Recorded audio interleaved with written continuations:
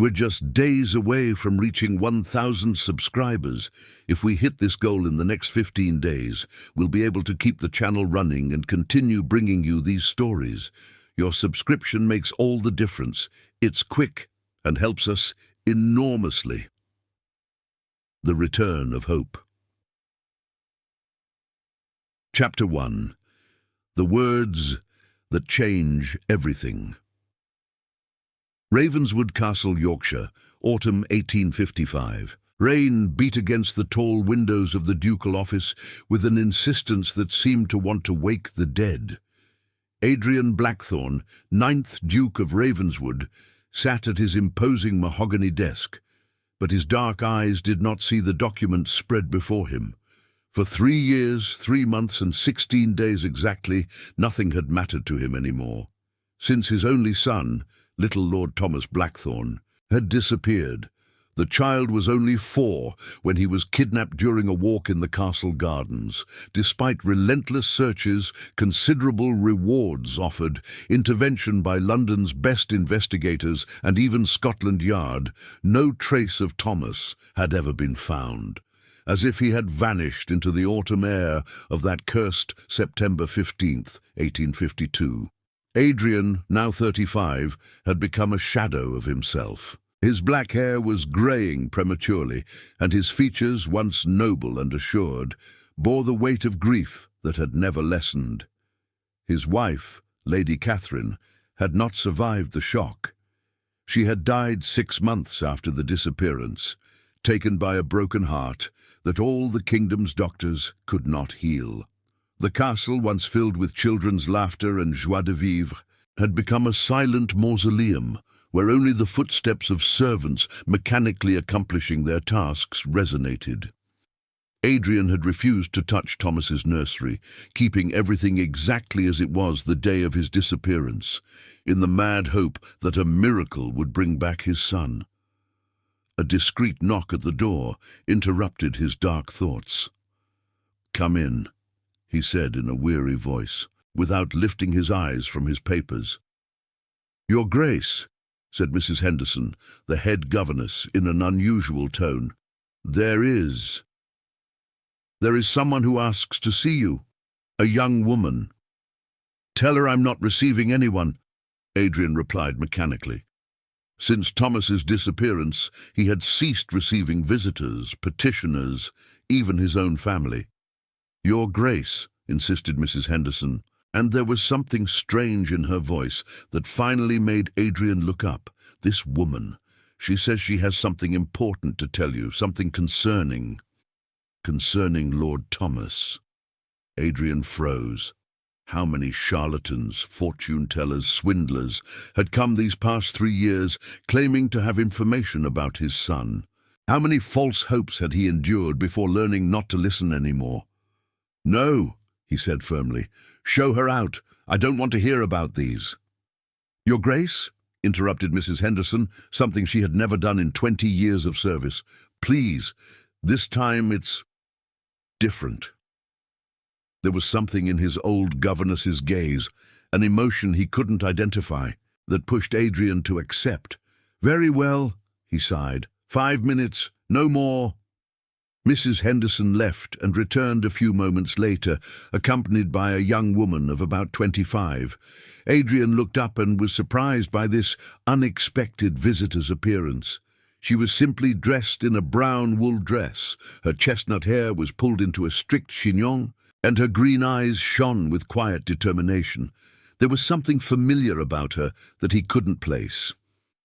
"Your Grace," she said, making a perfect curtsy, her voice clear and assured. "I am Margaret Whitmore. I was a chambermaid here 4 years ago." Adrian frowned. He vaguely remembered her. A discreet young domestic who had left the castle shortly before Thomas's disappearance. But what was she doing here now? "Miss Whitmore," he said coldly. "Mrs. Henderson tells me you have information concerning my son. I warn you that if this is another one of those invented stories to extort money—" "No, Your Grace," she interrupted gently. "It's not an invented story." She took a deep breath, and Adrian saw her hands tremble slightly. Whatever she was about to say was obviously costing her. "Your Grace," she said in a voice trembling with contained emotion, "I found your son." The silence that followed these words was deafening. Adrian stared at her, certain he had misheard. Mrs. Henderson brought her hand to her mouth, stifling a cry. "What did you say?" asked Adrian in a barely audible voice. "I said I found Lord Thomas," Margaret repeated louder, her green eyes not leaving the Duke's. "He's well, he's safe, and he's here." Adrian rose so abruptly that his chair toppled. "Here? What do you mean, here?" "I brought him with me, Your Grace. He's waiting in the kitchen with Mrs. Patterson." For the first time in 3 years, Adrian felt something other than despair invade him, something frightening and wonderful at once, hope. "It's impossible," he murmured. "Thomas is. We searched everywhere. How could you?" "Because," said Margaret, proudly raising her chin, "I'm the one who took him." A deathly silence fell over the room. Adrian looked at her as if she had just confessed to murder. You took him," he repeated in a white voice. "Yes, Your Grace. On September 15th, 1852, I took Lord Thomas away from here. But why? Why would you do such a thing?" Margaret closed her eyes for a moment, as if gathering her courage. When she reopened them, Adrian saw fierce determination mixed with something that resembled guilt. "To save him," she said simply. "Save him. Save him from what?" "From his uncle, from Lord Edmund Blackthorne." Adrian stepped back as if he had been slapped. Edmund, his younger brother, the man he trusted completely, the one who had helped in all the searches. "You're lying," he said in a voice trembling with anger. "Edmund would never." "Lord Edmund had hired men to kill your son," Margaret interrupted without flinching. "I overheard a conversation between him and a certain Josiah Grimm, a hired killer from London. They were to make Lord Thomas's death look like an accident." Adrian collapsed in his chair, his face livid. "No, it's impossible. Edmund loves Thomas. Lord Edmund wants your title, Your Grace. As long as Lord Thomas lives, he can never inherit.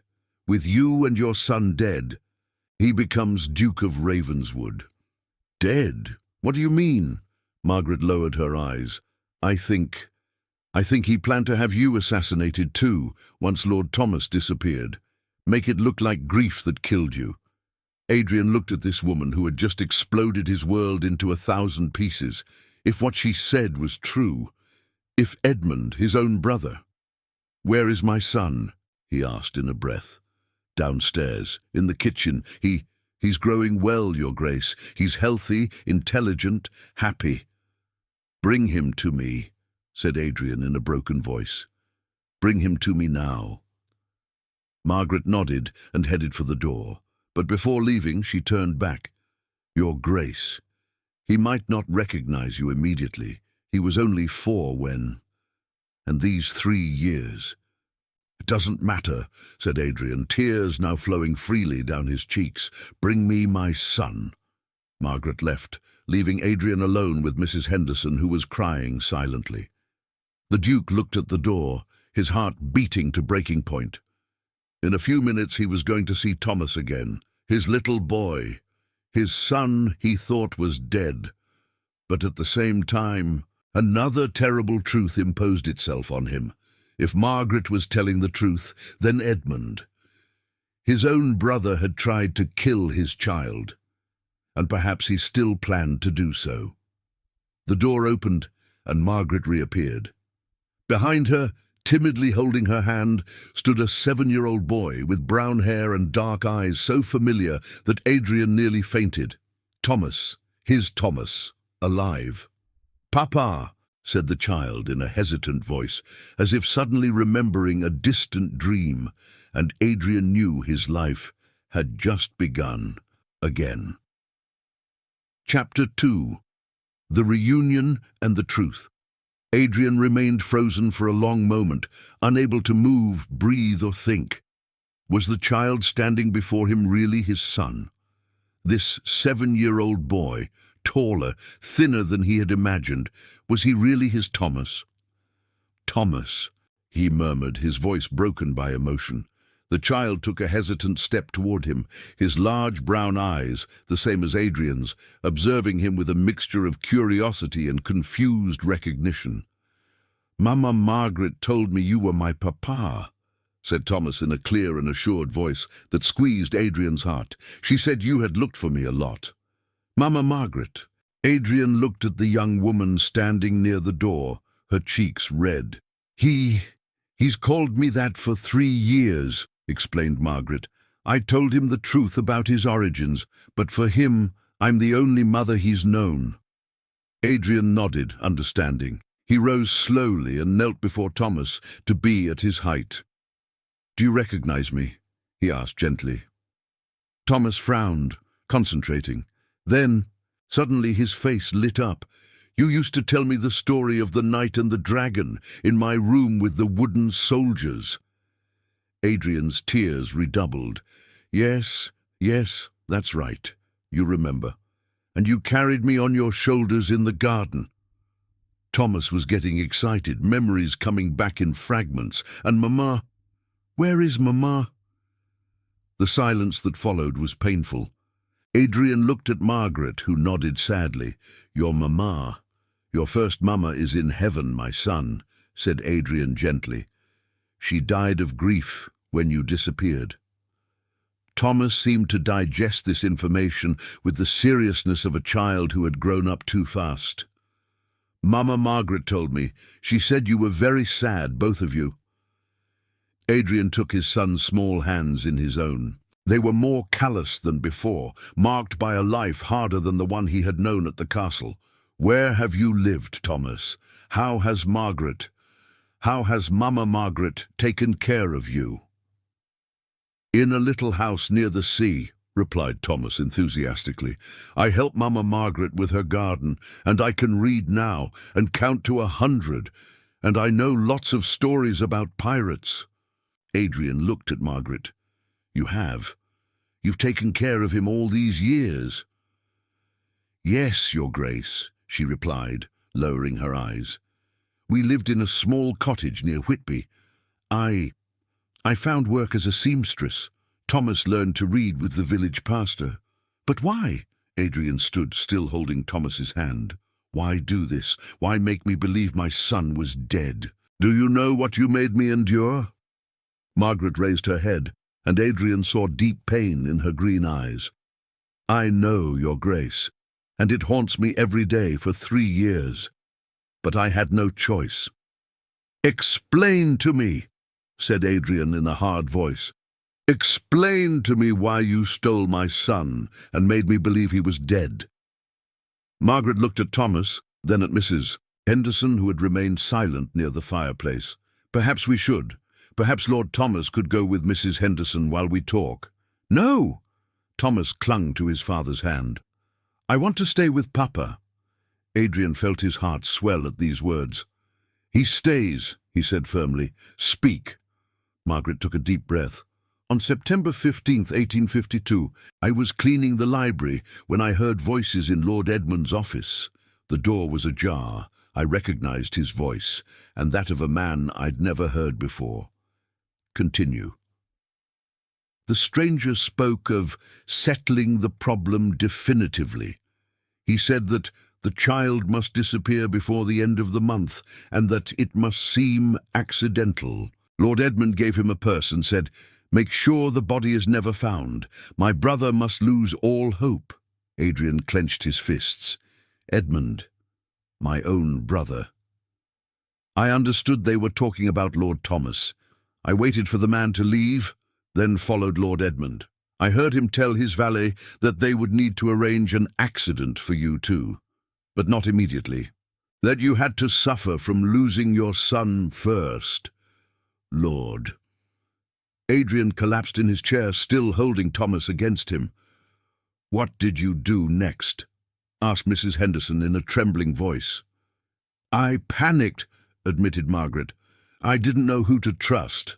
Lord Edmund was your brother, your right hand, who would have believed me, and I was certain that if I spoke, he would find a way to silence Lord Thomas definitively. So you took him." That afternoon, when Lord Thomas came to play in the gardens as usual, I told him we were going on a secret trip. He followed me without question. We took the train to York, then to Whitby. "And you've lived there since?" "Yes, I changed our names. Thomas became Tommy Whitmore, my little orphaned brother. The village adopted us. No one ever asked questions." Adrian looked at this extraordinary woman who had sacrificed her own life to save his son. But why come back now, after 3 years? Margaret hesitated. "Because I learned that Lord Edmund is preparing something. He's hired new men, I believe. I believe he plans to carry out his plan soon, for you." "How do you know?" "'Cause I never really left. I kept contacts here. Sarah, the kitchen girl, writes to me regularly. She told me Lord Edmund had received strange visitors these past weeks, suspicious men who always left at night." Adrian closed his eyes, realizing the extent of the betrayal. His own brother, the man he had consoled during the searches, who had wept with him over Thomas's disappearance. "Papa!" Thomas tugged at his father's sleeve. "Why does Uncle Edmund want to hurt us?" Adrian looked at his son, so innocent, and yet already marked by the harsh reality of the world. "Because sometimes, Thomas, people do very bad things to have what doesn't belong to them." "He wanted to steal our house?" "Something like that, yes." Thomas reflected for a moment, then declared with the seriousness of his 7 years, "Then Mama Margaret did right to save me. She's very brave." Adrian looked at Margaret, this simple woman who had risked everything to protect his child. "Indeed, she's very brave." Margaret blushed at the compliment. "Your Grace, what do you plan to do now about Lord Edmund?" "I don't know yet," admitted Adrian. "But first, I have a question for you." "Which one?" "Would you accept to stay? Thomas considers you his mother. He's going to need stability, and I need someone I can trust." Margaret looked at him with surprise. "Your Grace, you're asking me to stay after what I did?" "You saved my son's life," said Adrian simply. "How could I reproach you for that?" "But my position, who would I be in this house?" Adrian looked at Thomas, who had snuggled against him, then at Margaret, who had been a mother to his child for 3 years. "You would be his official governess," he said, "with all the privileges that implies, and my absolute trust. And if Lord Edmund will never hurt anyone again," said Adrian in a hard voice. "I promise you that." Margaret slowly nodded. "In that case, yes, Your Grace, I'll stay."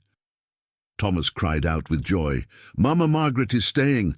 Papa, Mama Margaret is staying!" And for the first time in 3 years, Adrian Blackthorne smiled, a real smile, because his son was alive, because a brave woman had saved him, and because his family, though different, was reunited again. Now he had to deal with Edmund. Chapter 3. The Confrontation. The next morning, Adrian had made his decision. Thomas was still sleeping in his old apartments, which he had rediscovered with wonder, as if rediscovering a childhood dream, while Margaret settled into the adjoining room, the one traditionally reserved for the governess. Adrian had sent a message to Edmund, inviting him to come discuss important business in the morning. He had said nothing more. His brother must not suspect that Thomas was back. At exactly 10 o'clock, Edmund Blackthorne entered the ducal office. At 42, he was thinner than Adrian, with chestnut hair and grey eyes that had always had something evasive about them. He wore an affectionate smile that, now that Adrian knew the truth, seemed absolutely repugnant. "My dear Adrian!" exclaimed Edmund, approaching to embrace him. You look different today, less dark. It's wonderful to see you thus." "Indeed, I feel different," replied Adrian coldly, avoiding the embrace. "Sit down, Edmund. We have to talk." Edmund took a seat in the chair facing the desk, his smile wavering slightly. "What's happening, Adrian? You seem tense." "I received a visit yesterday, someone unexpected." "Ah, who?" "Margaret Whitmore. Do you remember her? The former chambermaid who left just before Thomas's disappearance." Adrian carefully observed his brother's face. A muscle twitched near Edmund's left eye, and his hands clenched slightly on the chair's armrests. Margaret Whitmore. Yes, I remember vaguely. A discreet girl. What did she want? "To return my son." The silence that followed was electrifying. Edmund had become livid, his grey eyes hardening. Your son?" "Adrian, what are you talking about? Thomas is dead. It's been 3 years." "No, Edmund. Thomas is alive. He's sleeping right now in his old apartments." Edmund stood abruptly. "It's impossible. We searched everywhere. If this child was alive, he was alive because Margaret had hidden him. She had taken him to save him." "Save him? Save him from what?" Adrian also stood, going around his desk to face his brother. "Save him from you, Edmund, from your plans to kill him." A deathly silence fell over the room. The two brothers looked at each other, and Adrian saw all pretense disappear from Edmund's face. A cold, calculating expression took place on his features. "I see," said Edmund in a neutral voice. This girl told you stories." "They're not stories. She heard your conversation with Josiah Grimm. She knows everything." Edmund laughed briefly and bitterly. "Josiah Grimm? I don't know anyone by that name." "Really?" Adrian opened a drawer in his desk and took out a bundle of papers. "Because I sent men to investigate last night. Josiah Grimm, hired killer from Whitechapel. He was very talkative when offered enough money. He even kept the purse you gave him as down payment, with your initials engraved on it." Edmund looked at the documents, and Adrian saw defeat inscribed on his face. Then, abruptly, his expression changed. All trace of fraternal affection disappeared, replaced by cold hatred. "You should have died first," he said in a hissing voice. "That was the original plan. You first, then the child. But I wanted you to suffer, to know what it was to lose everything." "But why, Edmund, why?" Adrian's voice was broken with pain. "You had everything. A fortune, lands, respect." "I had the crumbs," exploded Edmund. "Always the crumbs. You had the title, the castle, the inheritance. I was the second son, condemned to crawl before you all my life. I always treated you as an equal. You were my right hand." "Your right hand!" Edmund spat these words with disgust. "You mean your decorated lackey? Edmund, take care of this. Edmund, settle that. Never your equal. Adrian, never. And for that you were ready to kill an innocent child, your own nephew. That child was all that separated me from the duchy." Edmund was now scarlet with rage. "His death would have destroyed you, and then a little accident for you. And finally, I would have had what was rightfully mine." Adrian looked with horror at this man he had loved like a brother, who had shared his childhood, his games, his secrets. "You're mad," he murmured, "completely mad." "No, Adrian. I was just tired of waiting." Edmund backed toward the door. "But this isn't over. Grimm failed once, but there are others. And now that I know the child is alive—" "You'll never touch him," said Adrian in a dangerous voice. "Never." "Really? And how do you plan to stop me?" "You're going to have your own brother arrested, 'cause a scandal that will destroy the Blackthorn name." Adrian smiled, and it was a terrible smile. "No, Edmund, I'm not going to have you arrested." "Then what?" "I'm going to challenge you to a duel." Edmund burst out laughing. "A duel? Adrian, we're not in the Middle Ages anymore." The right to challenge in single combat someone who threatens your family still exists, Edmund, and as Duke of Ravenswood, I invoke it, tomorrow at dawn, in the field behind the stables. Swords or pistols, your choice." Edmund's laughter froze. "You're serious?" "More serious than I've ever been. You wanted to take my place? Prove you're worthy of it. Beat me in fair combat. And if I refuse, then I'll reveal everything publicly. Your plot, your murder attempts, you'll be disinherited, banished, and your reputation destroyed forever." Edmund looked at his brother, weighing his options. Adrian was an accomplished fencer and an elite marksman, but Edmund had the advantage of youth and agility. "Very well," he said finally. "Swords, tomorrow at dawn." "Perfect." Adrian returned to sit at his desk. "And Edmund, what? If you try to flee during the night or harm Thomas before the duel, I'll track you to the ends of the earth and kill you with my own hands." Edmund left without responding, but Adrian saw fear in his eyes. The duel would take place, and one way or another, this story would end tomorrow at dawn. Chapter 4. The Dawn of Justice. Dawn was barely breaking over the Ravenswood lands when Adrian headed toward the field behind the stables. A light mist floated over the dew-dampened grass, giving the landscape an unreal, almost ghostly aspect. Perhaps it was appropriate, he thought, for what might be his last morning. Margaret waited for him near the gate, wrapped in a dark shawl. Beside her stood Dr. Morrison, whom Adrian had summoned from York to serve as witness and, if necessary, physician. "Your Grace," murmured Margaret, her green eyes bright with worry. "It's not too late to change your mind. We could leave, Thomas and I. Disappear again." "No," said Adrian firmly, checking his rapier. "This has gone on long enough. Edmund can't continue threatening my family. This must end today. But if something happens to you, what will become of Thomas?" Adrian stopped and looked at this remarkable woman who had sacrificed 3 years of her life to protect his son. "If I die today, Margaret, Thomas will still have his mother, the real one, the one who counts. You raised him with love. You made him an intelligent and generous boy. Continue, Your Grace.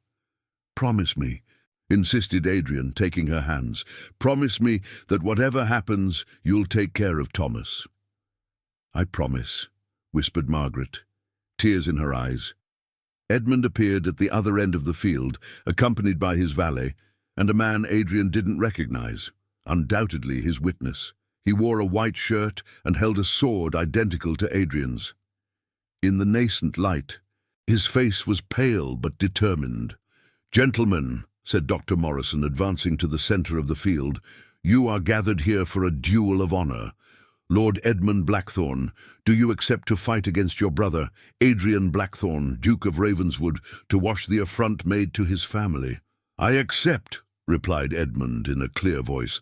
"Lord Ravenswood, do you accept this combat?" "I accept," said Adrian. "The conditions are as follows. Sword combat until one of you is unable to continue or asks for mercy. Do you agree?" Both brothers nodded. "Then take your positions." Adrian and Edmund faced each other, swords raised. In his brother's eyes, Adrian no longer saw any of the affection they had shared as children, only cold hatred and mortal determination. "On guard," cried Dr. Morrison. The assault was immediate and furious. Edmund threw himself at Adrian with a brutality that surprised the latter. The swords met in a clatter of steel that resonated in the morning air. Edmund was faster than Adrian remembered, his attacks precise and calculated, but Adrian had experience and technique. He parried, riposted, retreated, advanced. In this mortal dance they had learned together in their youth. "You're aging, Adrian," panted Edmund, delivering a thrust that grazed his brother's shoulder. "You no longer have your former speed." Adrian didn't respond, conserving his breath. Edmund was right. He was no longer as fast, but he was more patient, more thoughtful. He observed his brother's movements, seeking the flaw. The combat lasted 10 intense minutes, their shirts soaked with sweat despite the morning coolness. Edmund scored first, a superficial gash on Adrian's left forearm, but the latter immediately riposted, slicing his brother's cheek. "First blood!" cried Edmund's witness, "honourably rendered." But neither stopped. This combat couldn't end with a few drops of blood. There was too much hatred, too much betrayal between them. Edmund then made a desperate attack, lunging in a movement that exposed him dangerously. Adrian saw the opening and seized it. His blade slid along Edmund's and came to rest on his throat. "It's over," said Adrian, panting. Edmund was immobilized, the tip of his brother's sword pressed against his carotid. One movement and everything would be finished. "Kill me." "Anne," said Edmund in a hoarse voice. "Go ahead, kill me. That's what you want, isn't it?"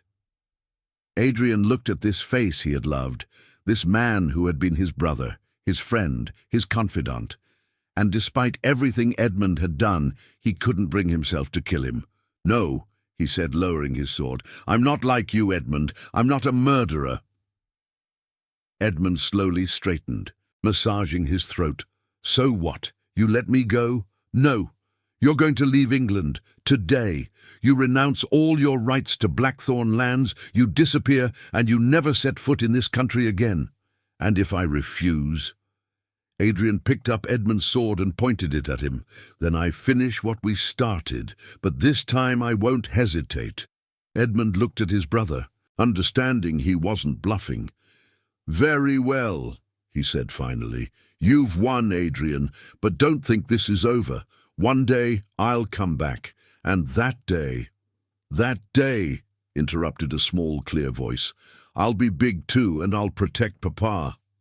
Everyone turned. Thomas stood near Margaret, firmly holding her hand. He must have slipped out of the castle to witness the duel. Edmund looked at the child he had wanted to kill, this 7-year-old boy who defied him with his father's bravery, and something seemed to break in him. "Thomas," he murmured. "I know who you are," said Thomas in a firm voice. "Mama Margaret explained everything to me. You wanted to hurt me because you're jealous of Papa." Edmund knelt to be at the child's height. "Thomas, You can't understand." "Yes, I understand," said Thomas. "You were angry because you didn't have a castle like Papa.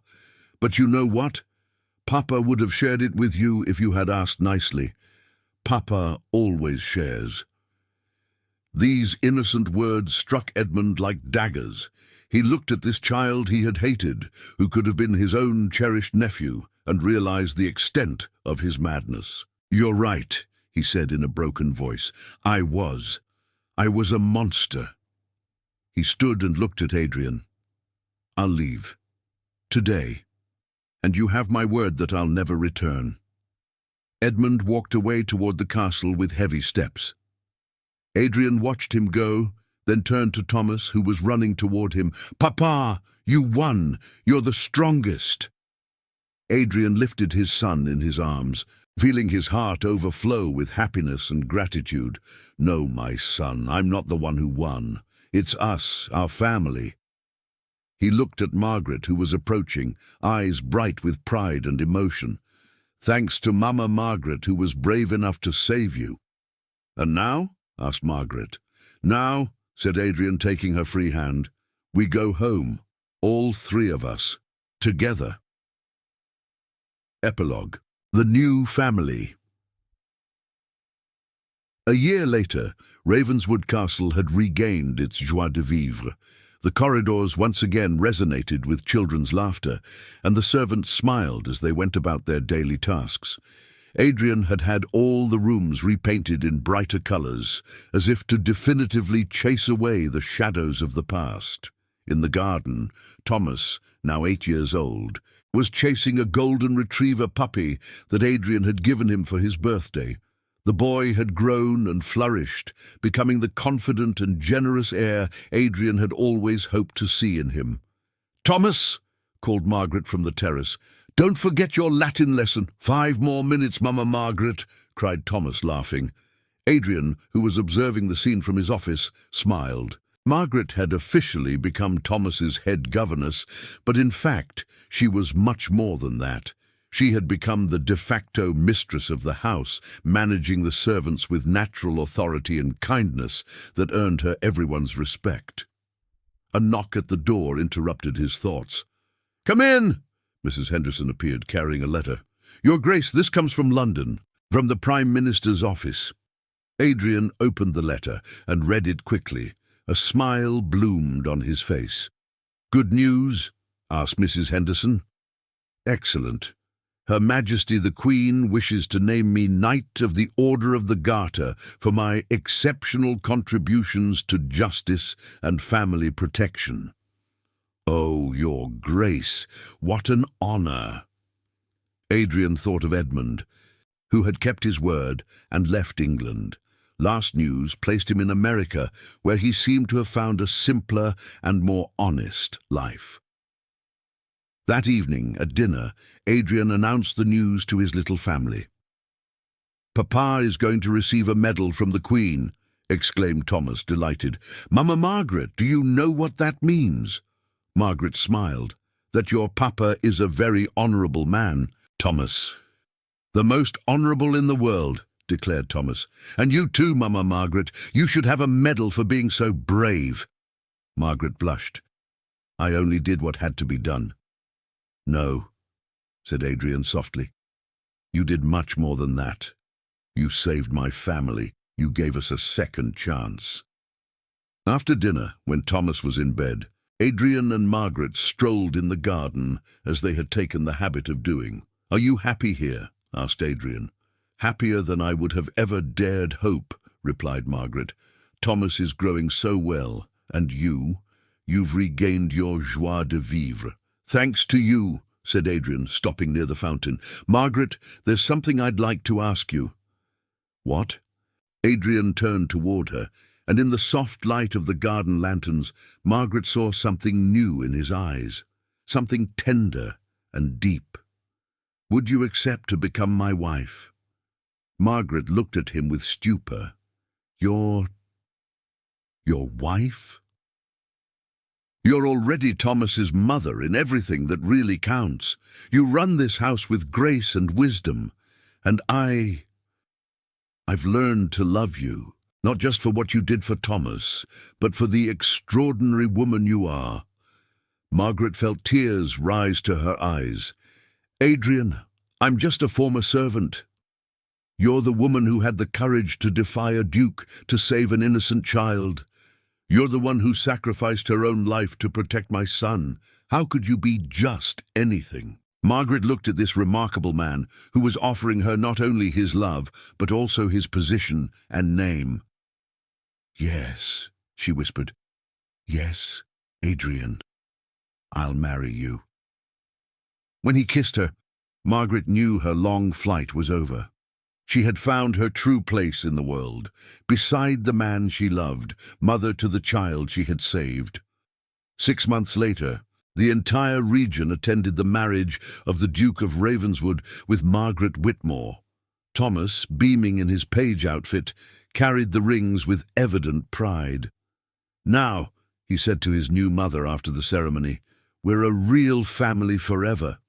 "Forever," confirmed Margaret, kissing him, "for sometimes the greatest love stories are born not from love at first sight, but from an act of courage, and sometimes saving a child also means saving an entire family." The servant had said, "I found your son," and the Duke had seen the child lost for 3 years enter, but what they had all discovered was much more than a simple return.